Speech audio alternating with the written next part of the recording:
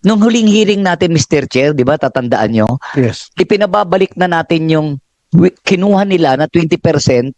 Nangako sila na ibabalik. Ang grupo ko po, laban TNBS at saka ibang TNCs group namin sa National Public Transport Coalition, hindi nyo pa po binabalik, ma'am.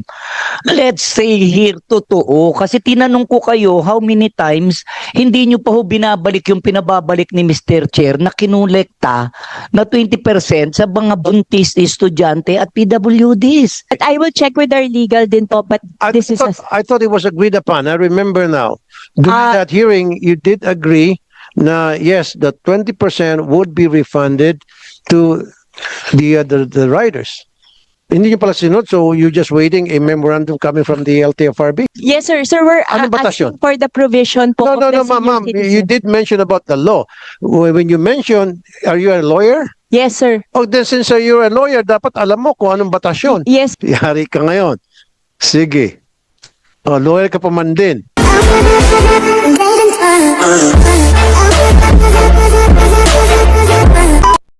Sorry for the interruption. Maraming salamat po, Mr. Chair. Doon sa Tama 60-40. Yes. Yung pong 50-50 kasi, nung huling hearing natin, Mr. Chair, di ba, tatandaan nyo, Yes. ipinababalik na natin yung kinuha nila na 20%. Nangako sila na ibabalik. Ang grupo ko po, laban TNBS at saka ibang TNCs group namin sa National Public Transport Coalition, hindi nyo pa po binabalik, ma'am. Let's say here, totoo. Kasi tinanong ko kayo how many times hindi nyo pa po binabalik yung pinababalik ni Mr. Chair na kinulekta na 20% sa mga buntis, estudyante at PWDs, senior citizen. So, bigyan niyo po kami ng record, Mr. Chair. Pakikuha niyo po yung record sa kanila kung naibalik na yung pinangako nila sa inyo sa hearing natin. Wala pa rin po, Mr. Chair. Grab, would you like to answer that? Yes, Mr. Chair, as far as I know, the dispositive portion of the LTFRB did not order any return. It was a prospective application po. Okay. But I will check with our legal din po, but this is I thought it was agreed upon. I remember now. During that hearing, you did agree na yes, the 20% would be refunded to the riders. Hindi nyo pala sinunod, so you're just waiting a memorandum coming from the LTFRB? we actually appealed it. If I'm not as far as I recall, Mr. Chair, we actually appealed this because Wait our a minute. cases. Yeah, ma'am. Yes. Sorry, you appealed it. I thought you already agreed na ibabalik nyo yung 20%. It was agreed upon during that hearing. And then, nag-agree ka pala, pagtalikod, ate ko na, i-appeal namin. Mr. Chair, I apologize. I wasn't here during the hearing, but I will check po. But I believe po, because when our legal team reviewed it, basis the RA for senior citizens po, there is no basis in law po. Because the law actually states that the discount should be borne by the TNVS driver. Nasa batas po ba yun? Correct, Mr. Chair. That's the reading po of our legal team. Okay. So sa senior citizen, And the PWD also po. And there were some guidelines at the time coming from the LTFRB that it's borne po by the drivers po for the discounts, not TNC. So Grab was shouldering this po, Mr. Chair, despite what the law said until 2023. In 2023, it became too much for the company given the proliferation of the PWD discounts. Senior citizens po, no problem, but the proliferation of PWD. So we asked the drivers, can we now share the burden and then eventually move to a 100% borne by the drivers only in June of 2024 po, or thereabouts, Mr. Chair. But if you look at the law po, there's actually no basis. That's why po we were asking LTFRB about it. okay, LTFRB, what's your opinion on that matter? Na yung discounts at PWD at saka sa senior citizen ay born doon sa mga riders. At totoo ba nasa batas yun? I haven't seen that. Mr. Chair, Is there a law yung pong that says na dapat rider ang mag-shoulder ng amount? Well, I need to review, Mr. Chair, but kung titignan lang po natin sa ibang denomination, Mr. Chair, ang nagbo-born po, ang nagso-shoulder nga po nung discount, for instance sa jeep, is yung jeepney driver na Teka muna, pag sa jeepney driver, lalo na po, Mr. Chair, kung boundary system siya eh. Kung boundary po, hindi naman po niya ibabawas doon sa operator po niya yung kanya pong boundary sa mga discount. okay, that's boundary system. Kung employee naman po, kung employer-employee naman po siya, then it is shouldered now by the company kasi Right. yung i-report niya is bawas na po doon yung mga discount. But I'm interested dun sa sinasabi ng Grab na nasa batas daw. Show it to me. Because I haven't seen it. My legis team hasn't seen it. Wala sigurong specific. Unless nag-invento lang to si Grab. Show me. What? Yes, sir. Sir, we're Anong batas asking yun? for the provision po No, of the ma'am. senior You citizen. did mention about the law. When you mentioned, are you a lawyer? Yes, sir. Oh, then since you're a lawyer, dapat alam mo kung anong batas yun. Yes, sir. Then tell us. Tell me now. Yes, Senior Citizens Act, sir. Sir, I'm just getting the exact provision po.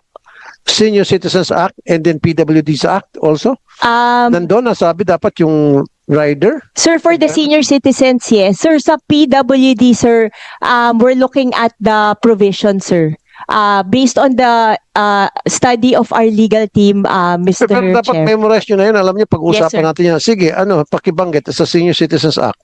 Sige nga. Para malaman din ni Mr. Lim, kasi si Mr. Lim ang nag-raise ng issue na yan. Isa sa mga nag-raise ng issue. We're interested. Even the LTFRB doesn't know. Okay? Banggitin nyo ngayon na. Yes, sir. Sir, if you could give us a few minutes lang, hinahanap lang, sir, Mr. Chair. Sige. Mr. Chair, pwede lang Sen Jamie. also in this yung ko lang doon, so again, it's the drivers who shoulder yung pong discount ng seniors, no? And PWDs. Tama ho ba? Well, if That's the what you said. reading po, yes. Mr. Ang lang doon, Danger, Mr. Chair, I have received information. Madalas daw pag yung buntis o kaya PWD or senior, nagka-cancel daw minsan o madalas yung mga drivers kasi nga siguro dahil sila ang shoulder, maghahanap pipili na sila ibang pasahero. Does this happen? Have you heard any information about this? Unfortunately, Mr. Chair, there are incidents po, but Yes. we Yeah. do penalize it, the driver po. We try to remind the drivers that it's the obligation po to provide these discounts because these are legally mandated discounts under the law po. Kasi yun po ang mas kailangan talaga ng ride, no? Seniors, PWDs, yung buntis. And we have received information, tsaka iba complaint din, minsan sa mga public service program na nagka-cancel pag namimili ang drivers and sana nga po ay talagang they will be penalized because I think yung giving of the franchise includes na rin, hindi lang to negosyo, kasama na rin yung public service dito, di ba? They should, kawawa naman we should also look at the plight of the seniors and the PWDs, no? Marami kami naka-receive na information and it's really good kung talagang nape-penalize you and you are briefing your drivers or riders about this issue.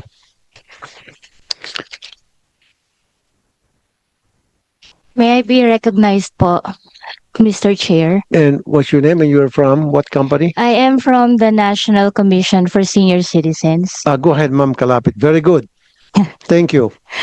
I cannot remember any provision in the law of RA 9994 that says that the discounts for senior citizens shall be borne by the driver.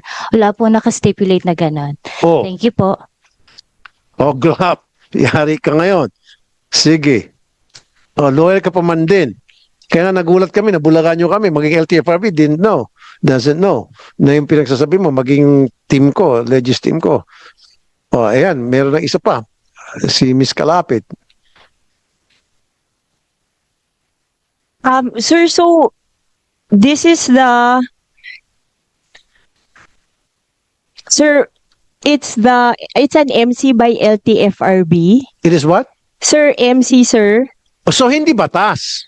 Sir, yes, sir. Sir, I Okay, apologize. sinabi mo kanina batas eh. Yes, sir. Sir, I apologize for that. So it's an MC 2018-004 of the LTFRB. The title So is... memorandum circular lang yan. Hindi Correct, batas yan na pwedeng baguhin yan. Yes, sir. Sir, I apologize. So it says 20% discount for PWDs pursuant to RA 119 Oh. 754. So, sir, it says, hence in compliance with the above cited law and consistent with Section 5K and 1 of Executive Order number 202, the board hereby directs all public utility operators and drivers to grant 20% fare discounts to persons with disabilities, PWD, who avail of their services under the following guidelines. So, sir, that's what we were asking the LTFRB, given that it was initially the discounts were borne by the drivers. So that's why we were appealing the decision. Ma'am, okay lang yung sa jeepney drivers kasi boundary system sila eh.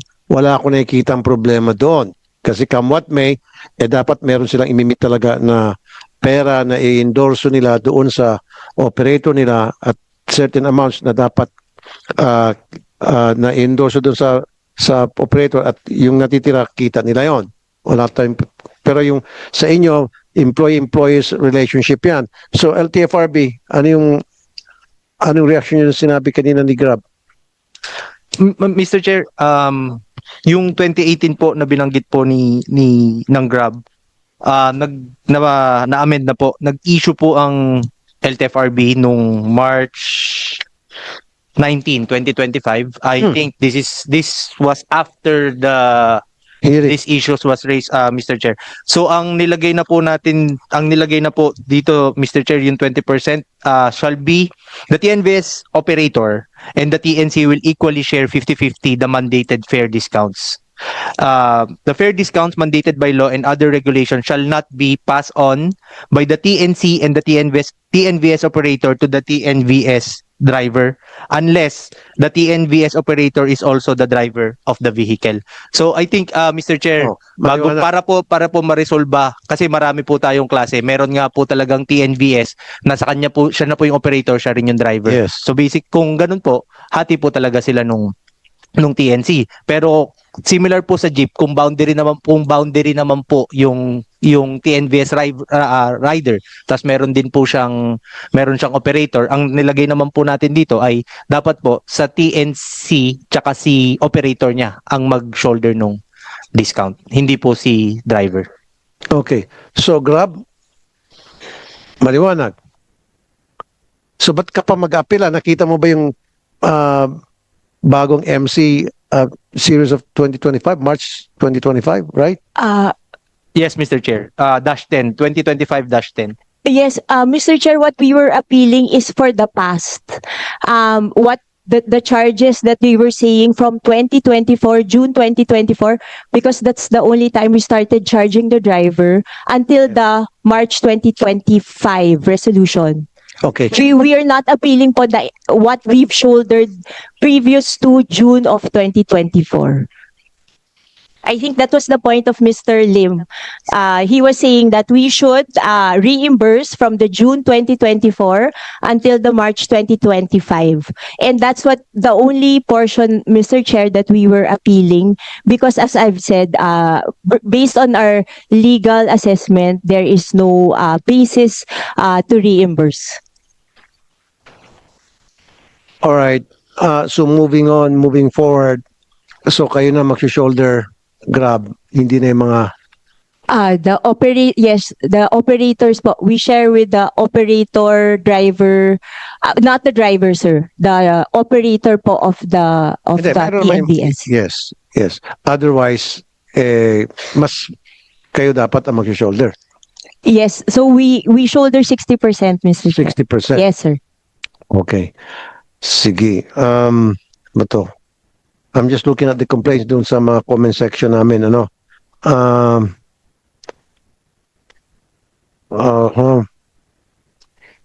Mr. Chair, isa lang po, importante po ito Go ahead, sa Mr. ano natin, ginagawa natin batas.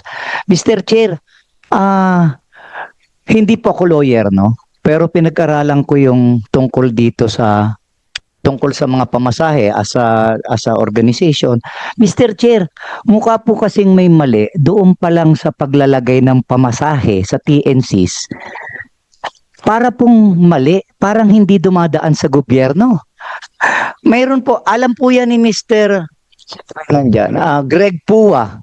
Nung nag-complain ako, meron po sila dyan na letter ako na merong inano ng lawyer na supposed to be po dahil maraming apektado at maraming nagbabayad, dapat estado ang gumagawa ng pamasahe. Dito po kasi, ang gumagawa ng pamasahe sa TNCs, sila-sila, kayo. Hindi namin alam paano nyo sinabi na ito dapat ang pamasahe. So, medyo kailangan po pag-aralan dahil may alam ko po sa Supreme Court ruling Garcia case na binasa ko po yan. Kailangan po yata LTFRB ang gumawa o galing po sa gobyerno. Hindi po dapat ang gumagawa yung mga companies na TNCs para po maayos na natin itong batas na to sa pagbubuo natin ng batas tungkol rito, Mr. Chair. Pero hindi po masamantala. Kasi sila po ang nagsasabi, kaya pati yung mga SARDs natin lumaki ng lumaki eh. Hindi po LTFRB ang nagsasabi niyan. Dapat po, tingin ko, dapat po estado dahil marami pong apektado. Halos daan-daang libong pasahero po. Dapat po ang estado ang gumagawa ng pamasahe o nag-aaral ng pamasahe para yun po ang ilagay nila doon sa mga pasahero natin, Mr. Chair. Okay. Hindi po ako lawyer pero alam ko, nabanggit ko po yun ng lawyer ko sa akin nung chinek namin yan eh. Maraming salamat po, Mr. Chair. Siguro, Mr. Lim, dahil sa dami mo experience, parang lawyer ka na rin. The way you speak, yeah, based on your experience, you know a lot. Kumbaga, you're street smart. Okay?